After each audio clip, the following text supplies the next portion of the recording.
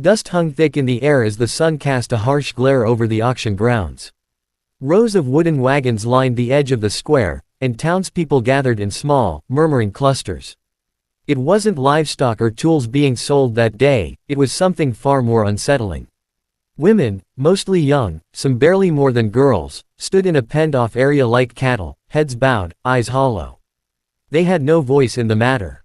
Most had no family left, victims of war, famine, or simple abandonment.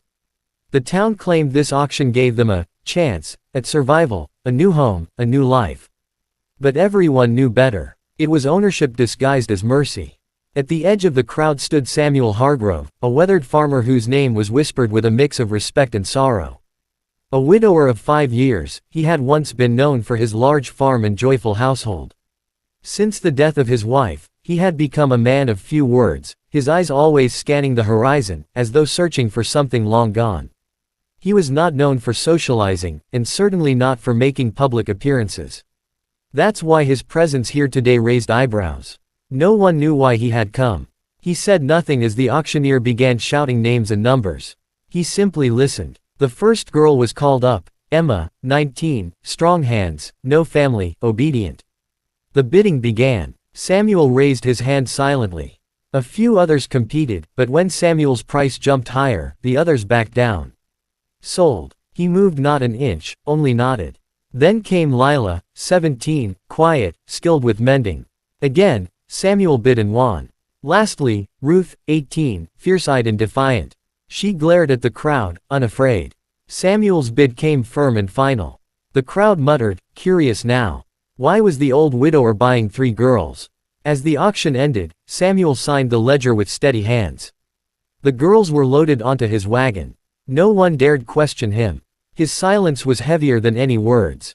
He climbed onto the cart, gave the reins a snap, and turned toward the dirt road that led to his distant homestead. The wagon creaked as it rolled along the winding country road, pulled by 2 tired horses under the blazing afternoon sun. Dust rose in small clouds behind the wheels, settling on the clothes and skin of everyone inside.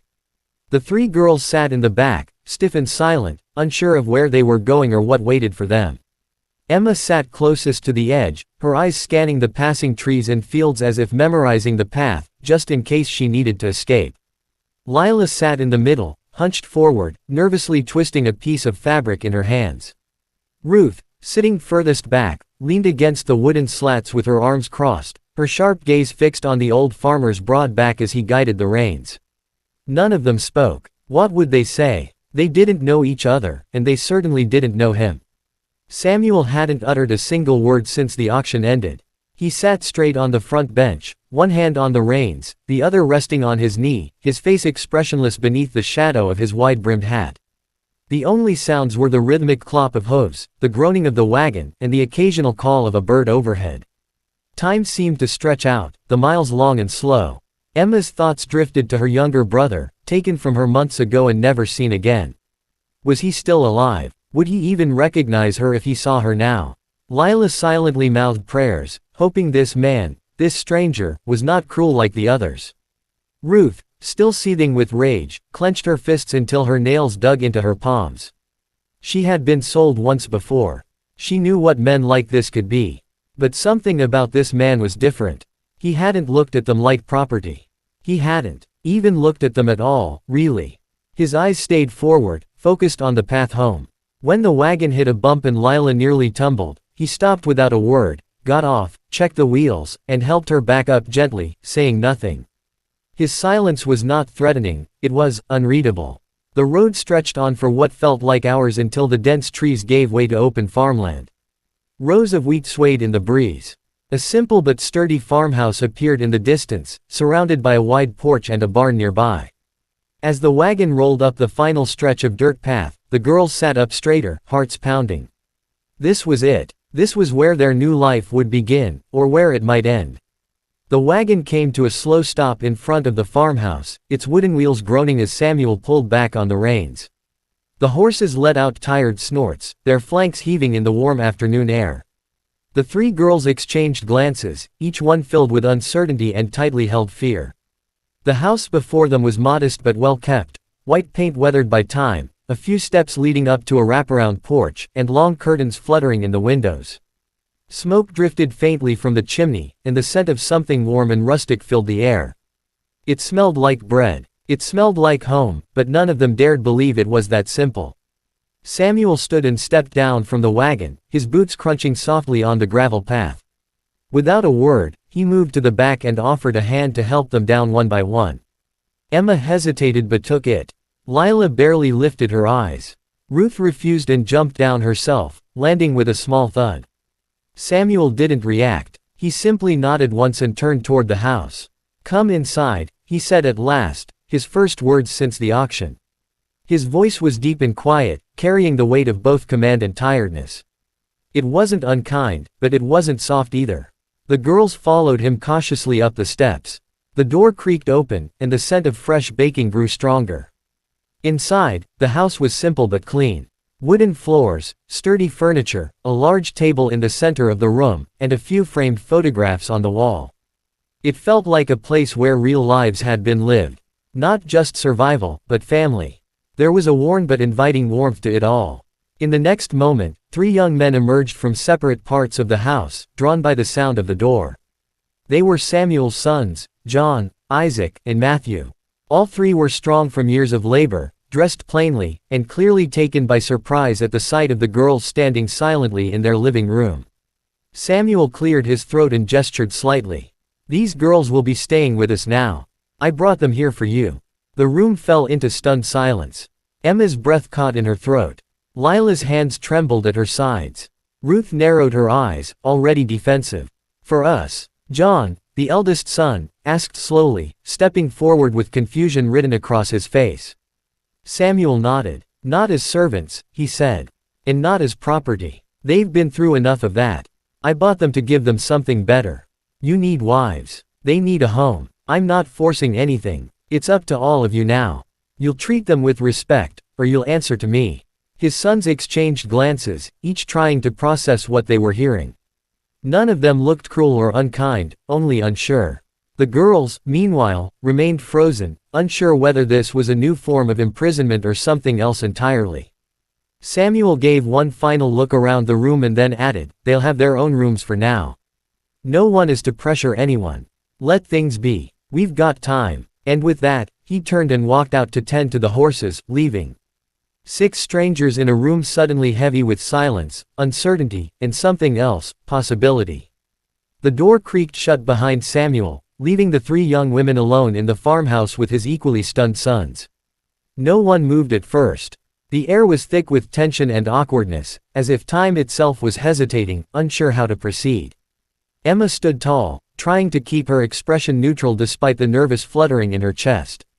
Lila shifted closer to the wall, shrinking into herself, while Ruth stared at the 3 men with eyes that dared them to say or do the wrong thing. John, the eldest of the brothers, finally stepped forward, offering a faint, unsure smile. "I'm John," he said quietly, rubbing the back of his neck. His voice was warm, yet hesitant. "That's Isaac, and that's Matthew." Isaac gave a respectful nod, his expression unreadable but calm. Matthew, the youngest, looked like he wanted to disappear. His eyes darted between the girls before he lowered them to the floor. No one responded. I guess Pa should have explained things better," John added. He doesn't talk much these days." Emma tilted her head slightly. "Does he really mean what he said?" she asked, her voice steady but firm. "That we're not here to be owned." John blinked and nodded. "Yes. He doesn't believe in treating people like that. Not ever. He wants the farm to be full again. After Ma passed, things haven't been the same. He said we needed a new beginning." Ruth scoffed. "A new beginning? He bought us like livestock." "I know how it looks," Isaac said, speaking for the first time. His voice was deeper than his brother's, slow and measured. "But no one here is going to hurt you. You can stay in the guest rooms. You don't owe us anything." Lila finally spoke, her voice barely above a whisper. "Then, what are we supposed to do here?" "Whatever you choose," John said gently. "Help in the kitchen, walk in the fields, rest, it's up to you." They weren't used to that answer. The idea of choice felt foreign. Later that evening, Samuel returned from the barn and showed the girls to the upstairs rooms himself. Each one had a small bed, a chest, a wash basin, and a window with curtains that swayed in the breeze. They were clean, quiet, and private. As each girl entered her room, Samuel paused at the door. "You're safe here," he said plainly. "You don't have to be afraid." Then he left without waiting for a reply. The night came slowly. Emma sat by her window, watching the stars appear one by one, wondering what kind of man this farmer really was.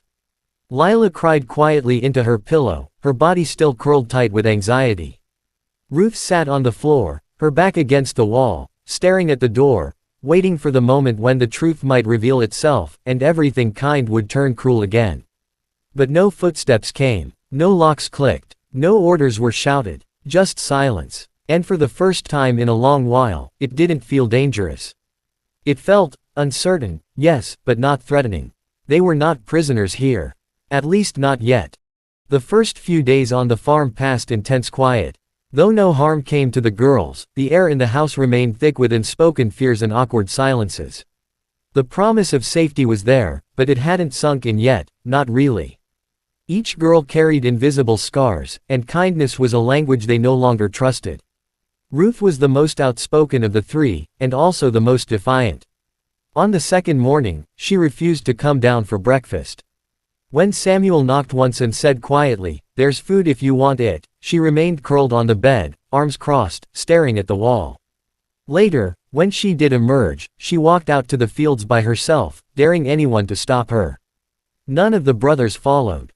When Samuel saw her returning muddy and tired, he simply handed her a fresh towel and nodded. He didn't lecture her, didn't question her, and didn't seem offended by her silence. That confused her more than anything. Lila spent most of her time in the kitchen, though not speaking to anyone. She would clean the same dish over and over, or fold the already folded napkins just to keep her hands busy. Emma tried talking to her, but Lila always lowered her head and whispered something too soft to hear. One night, she spilled a pitcher of water and burst into tears before anyone could comfort her. Matthew, who had walked in at that moment, froze, unsure of what to do. Gently, he picked up the broken pieces of the ceramic pitcher and swept them away without saying a word. The next morning, Lila found a new pitcher beside her washbasin with a small flower inside. No note, just the quiet gesture. Emma, always the eldest and the strongest, took it upon herself to observe and protect. She studied the brothers, watched how they worked, how they spoke. John, the oldest, was gentle but cautious. He would always greet her in the morning with a polite nod and offered her books from his late mother's shelf. Isaac was quiet, often outside tending to the animals or fixing fences, but he occasionally left fruit or fresh vegetables by the kitchen door. None of them made moves, said suggestive things, or tried to enter their rooms. That alone was baffling. But despite the space and respect, the girls couldn't help the lingering suspicion. They had been sold, after all. Bought. That fact was impossible to forget, no matter how kindly the brothers acted or how peaceful the house seemed. Every word, every act of courtesy felt like it might be a trap waiting to spring. One evening, during supper, the tension finally boiled over. Ruth, sitting stiffly at the long wooden table, threw her fork down with a sharp clatter. "Are you all just pretending to be good men?" she asked, eyes flicking between the brothers. "Is this some slow game? Waiting for us to give in?" John looked stunned. Isaac's jaw clenched, but he said nothing. It was Samuel who responded from the head of the table, his voice calm but firm. "I brought you here because I saw what the world did to women like you. I had a choice, to leave you to it, or to offer something better. I don't expect gratitude. I don't even expect trust. That has to be earned. And if you choose to leave tomorrow, I won't stop you." Ruth narrowed her eyes, testing him, but there was no threat in his words, only a tired truth. "No one here wants to own you," he added. "We want you to have the choice that was taken from you. That's all." The room fell silent again, but this time, it was different. Not heavy or suffocating, but thoughtful. Later that night, Ruth sat on the porch steps, arms wrapped around her knees. Isaac passed by, then paused. "I used to think silence was weakness," Ruth muttered without looking at him. "Now I'm not so sure." Isaac said nothing. He just sat a few steps below her, staring out at the stars. For the first time, they shared the silence, together. Not as enemies. but as people learning, slowly, to breathe in peace. It was during the 4th week on the farm that the walls around the girls, carefully built from years of betrayal and fear, began to show cracks. They hadn't collapsed, but they were changing. Not because of grand gestures or promises, but because of the quiet. The small things. The way Samuel never raised his voice. The way the brothers kept their distance, respected their space, and yet, slowly, began to show who they really were. Still, for trust to take root, the past had to be faced, and it began when Emma broke the silence. They were in the orchard, picking early apples beneath the fading afternoon sun. John was helping her reach a branch when she finally spoke. "I had a brother once," she said quietly. "Daniel. He was 11 when we were separated." John paused, his hand still reaching toward a fruit, and looked at her. He said nothing, he didn't have to. "We were taken in by a man who said he'd give us shelter in exchange for work. Turned out he only wanted boys to sell to the mines. Girls like me." Her voice trailed off. She swallowed hard and kept her gaze fixed on the apple in her hand. "I ran before he could do worse. I never saw Daniel again." John said nothing for a long while, then finally replied, "You did what you had to do. You survived." Emma nodded, but the pain in her eyes remained.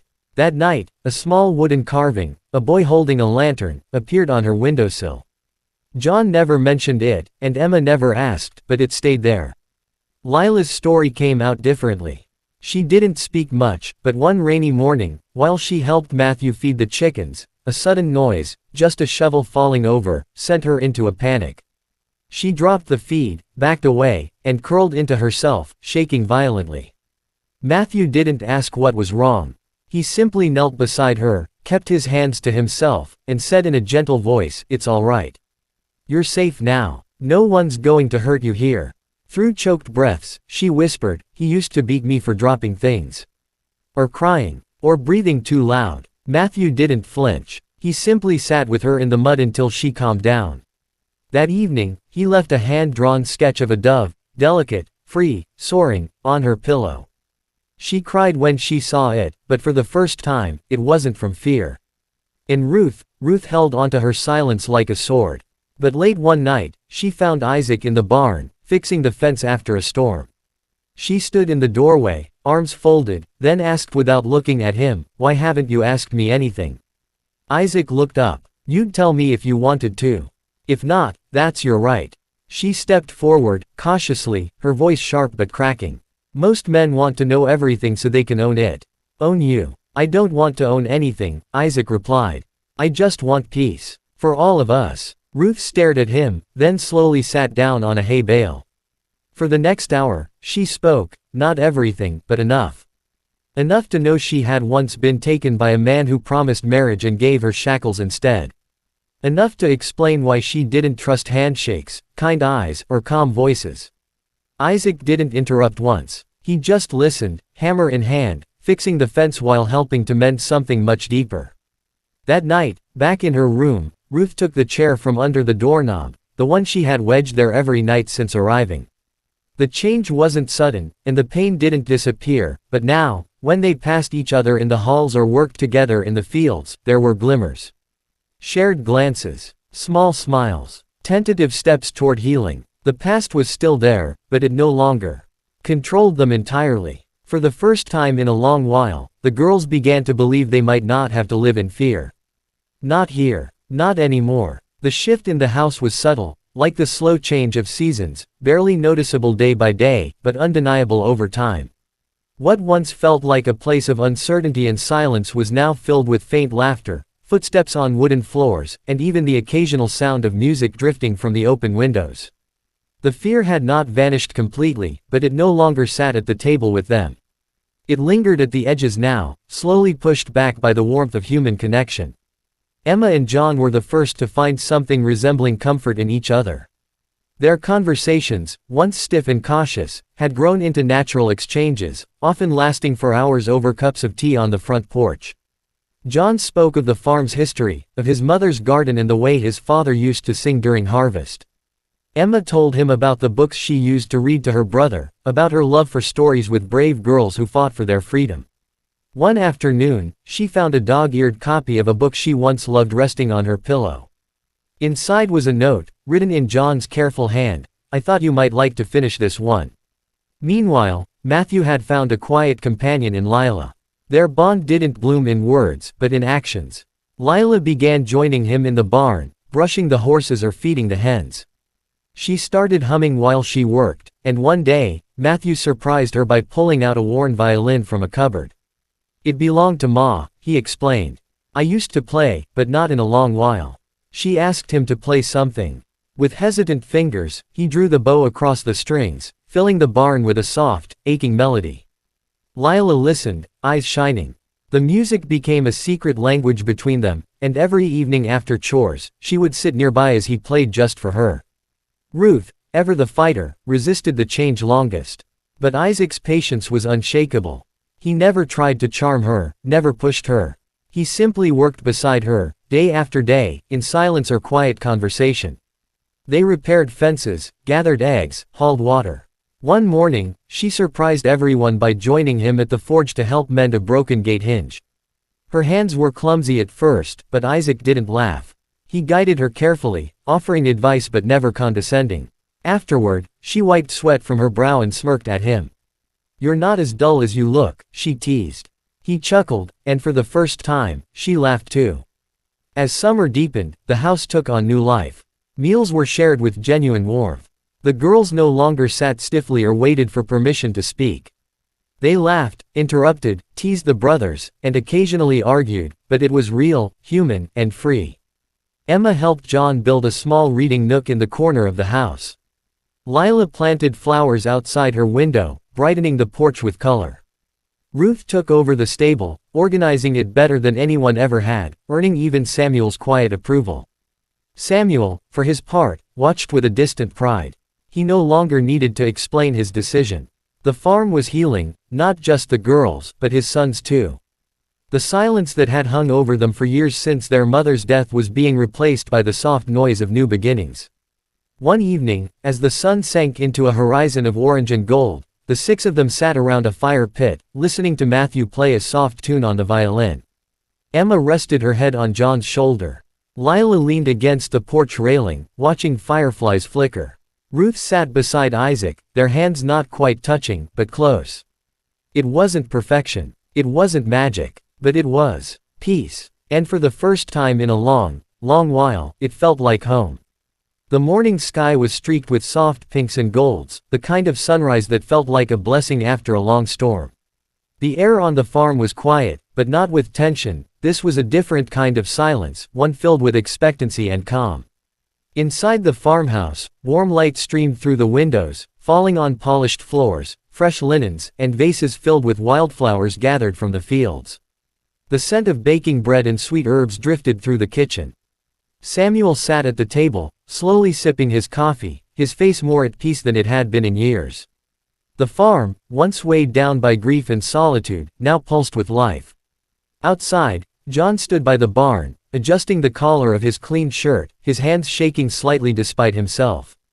Emma approached him from behind, her dress simple but beautiful, with a blue sash she'd found in Samuel's late wife's things and tied around her waist. She gently touched his arm, and when he turned, their eyes met with an understanding that needed no words. He reached for her hand, held it quietly, then pressed a kiss to her knuckles. They didn't speak, they didn't need to. Elsewhere, Matthew was trying to comb his hair flat while nervously pacing back and forth.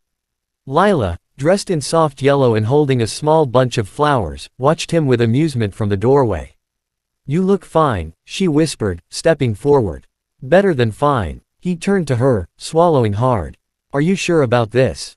He asked, voice trembling with sincerity.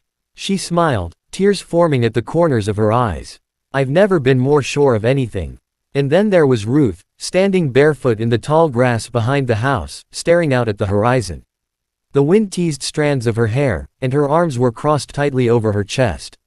Isaac approached from behind, silent as always. He stood beside her for a long moment before saying, "You don't have to do this unless you want to." She turned to him slowly, then reached for his hand. "I want to," she said simply. "Because this time, it's mine to choose." The ceremony was held in the orchard, under the old apple tree, now heavy with fruit. Samuel had built a simple wooden arch draped in linen and wildflowers.